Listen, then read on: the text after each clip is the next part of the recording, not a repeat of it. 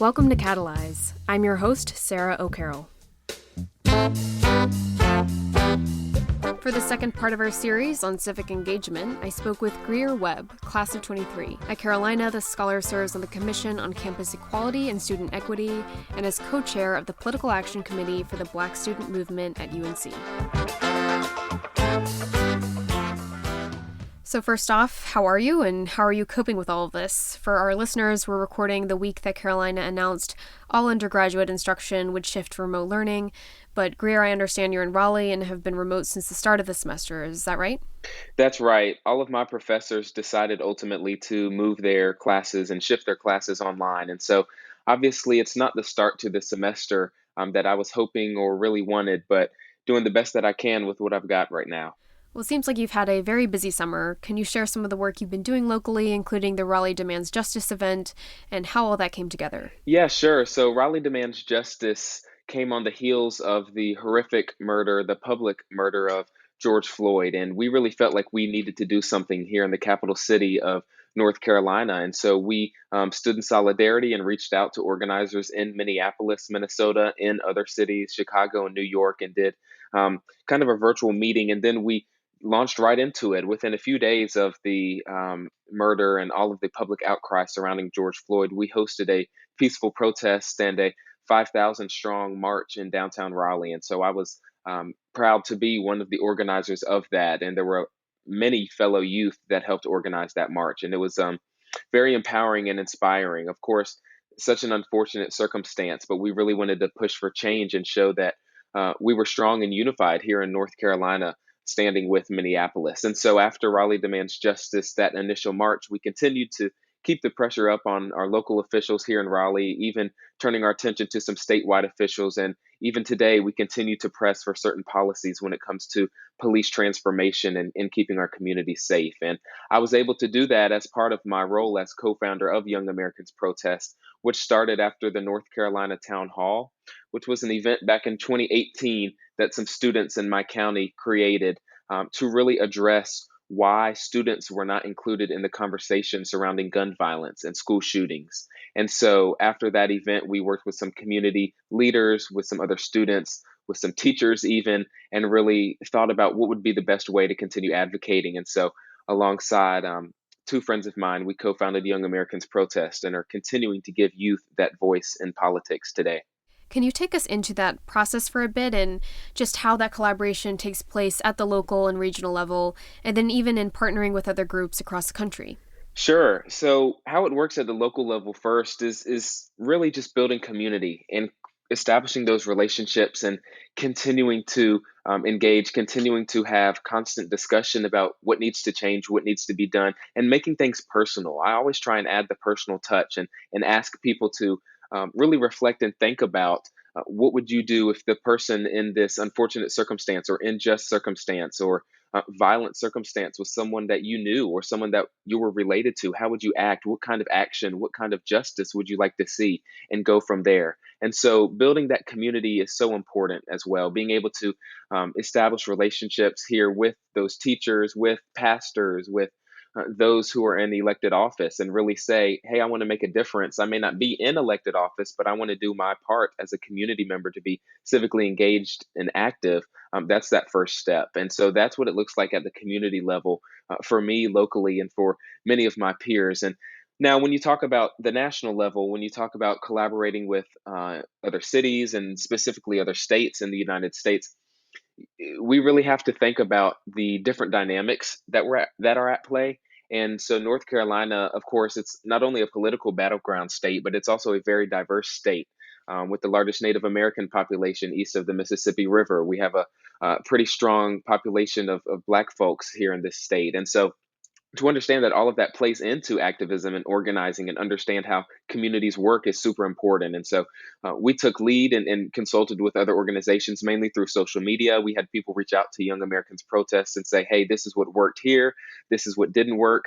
And we went from there. And so, again, that was collaboration with other cities in North Carolina, but also other states I reached out to and said, hey, how do you all are activists or organizers in New York or California or Minneapolis, and I saw this on social media. How would you advise that we do this, and how would you advise us that we act in a way that will actually lead to change, right? A lot of folks now are taking on this phrase of performative activism, and that's being thrown around a lot, and that's going to marches or going to protests or speaking up, posting on social media, posting cool pictures at a protest, and then never really following up, and kind of disappearing after that May 30th date of the massive protests around the nation for George Floyd. And so we want to enact things that lead to lasting change. And so that's where collaboration and building that community really comes into play.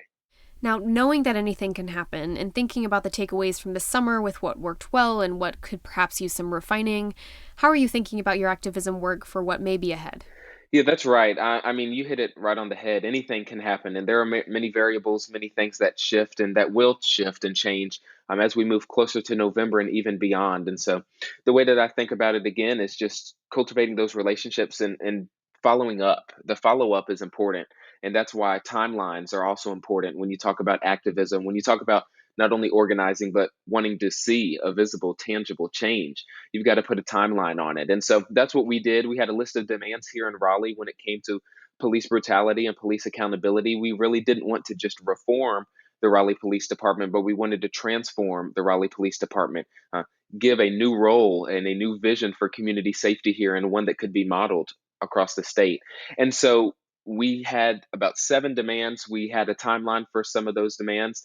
Some of the timelines were met and some of them weren't, and we had to regroup and follow up. And so I'm proud to say we have seen some change here at the local level by our city and county leaders, but we're looking for more. And so the way that we're going to do that, especially in these times of a global pandemic, we're really going to have to use social media and virtual advocacy to follow up. And so we have already seen letters that have been sent by local leaders to state legislators asking for certain powers.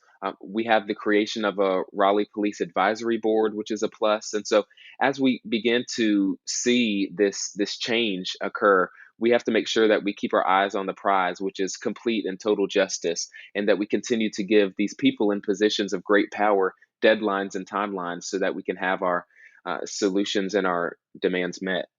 Now, all of this, of course, goes hand in hand with your work this summer as a voter mobilization ambassador through the Graduate School of Education at Harvard. What all have you learned so far, and how have you been able to implement that knowledge and skill set into encouraging other young people to get out to the polls this November? Yes, the Harvard Making Caring Common voter mobilization and civic engagement program has really been a great opportunity, and I'm thankful for the opportunity to have been selected and to work with many of my peers, a few even at the University of North Carolina at Chapel Hill, to really become those community leaders as we head up to the election of November 3rd. And so that has looked like many things. We have speakers. That program wraps up at the end of August, or wrapped up at the end of August. But that program involves many speakers. We've had people that served as communications experts for President George Bush, for President Bill Clinton and Hillary Clinton. We've had people that worked with Stacey Abrams and her Fair Fight campaign for to protect people's votes. We've had people that worked in the Obama White House come and really speak to us about what it means for youth to lead the charge when it comes to voter mobilization and getting our communities energized. I mean, there's a common phrase out there, and it just says that the youth will lead. And that is so true. And this making caring common and putting humanity first has been a great first step in that. So, along with the speakers who give us their expertise each week, we've been able to also speak with each other again across the nation, about 100 other youth, and be able to really discuss and break down strategy and what we're going to do moving forward. Also, in the age of this coronavirus, but what we're going to do virtually and in person to make sure that every vote gets counted this November. And is there anything else you'd want to pass along to Morehead-Cain scholars and students at Carolina with what people should consider doing this fall to be more civically engaged in general? What are some things they can definitively do, whether online or in person? Sure. I would definitely say that anyone can do it. Anyone can lead. Anyone can inspire their community. And I don't have all the answers. Nobody has the perfect solutions when it comes to activism or when it comes to speaking up and using your voice for good. But if you always center people and doing what's right and what's best to elevate people and their value and their mission and their goals, that is where true success comes. And so building those relationships and building that community, like I talked about, is super important, as well as just believing in yourself and being willing to reach out and ask for help. I know I have, and I certainly encourage others to. Those who've gone before you, those who may be experts in the field, even those just in the community that may have an opinion but may not be willing to speak up or may want to talk with you one on one and say, hey, I like how you're doing this, but I'd wish you go about this in a different way. Or, hey, here are just my ideas in general on this issue. And really taking those to heart and believing in yourself and believing in the power of help. And then being able to use everything within your means to go and make change and being courageous. And it's definitely tough sometimes. It's certainly draining, especially when you look at cases like George Floyd, Breonna Taylor, Ahmaud Arbery. When you look at race in general, just knowing this country's historical background, it is draining. So I also encourage people to take time for themselves, take time to not only unplug, but to recharge and to get back out there and make sure that you're centered with yourself and with those whom you want to speak up for. There seems to be a real risk of exhaustion, not just physically, but emotionally and mentally, from doing this sort of work. Have you picked up any effective coping mechanisms and strategies for managing all of this at a personal level? Yeah, that's a great question. Burnout is really a concern when you talk about activism and organizing and just fighting for others. Again, not only knowing the historical background of this country, but recognizing you and your position, whether it's your privilege or whether it's all of the burden that comes with being you. And so, as a Black man myself, and going through this process of working with others and in some cases leading others, it's very draining. And so, yes, you definitely have to have that self care in place. Sometimes that takes detaching from social media, not watching the news all the time, maybe just going and watching your favorite Netflix show. It could look like, taking out the phone and chatting with somebody you haven't talked to in a while just to take your mind off of super serious things. And, that's why I like to use the term recharge, because unplug is a term that people use often. And, while that gets the point across, you don't have to fully disengage from what's going on or what you're passionate about, but you do need to take time to make sure, like I said, that you're centered, that you're empowered, and that you're ready to go and give it your all. And you can't do that if you're constantly drained and consistently feeling as though you have nothing left to give. And so, again, taking time to, call up somebody you haven't talked to in a while, be present in family gatherings or family experiences. Certainly watch a Netflix show, or